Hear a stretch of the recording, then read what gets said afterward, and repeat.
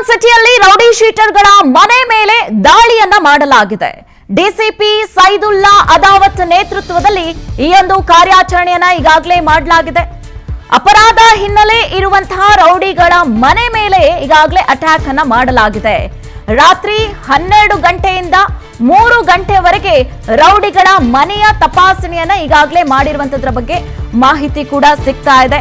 ಇನ್ನು ಒಟ್ಟು 140 ಮಂದಿ ಹಾಗೆ 140 ಮಂದಿಯ 28 ಪೊಲೀಸರ ತಂಡ ಏಕಕಾಲಕ್ಕೆ ಈ ರೀತಿಯಾಗಿ ಅಂದ್ರೆ ದಾಳಿಯನ್ನ ನಡೆಸಿರುವಂತದ್ದು.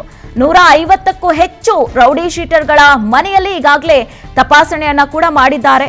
ಸರಿಯಾದ ದಾಖಲೆ ಇಲ್ಲದಂತಹ 13 ವಾಹನಗಳನ್ನ ಕೂಡ ಈಗಾಗಲೇ ಪೊಲೀಸರು ಜಪ್ತಿಯನ್ನ ಕೂಡ ಮಾಡಿದ್ದಾರೆ.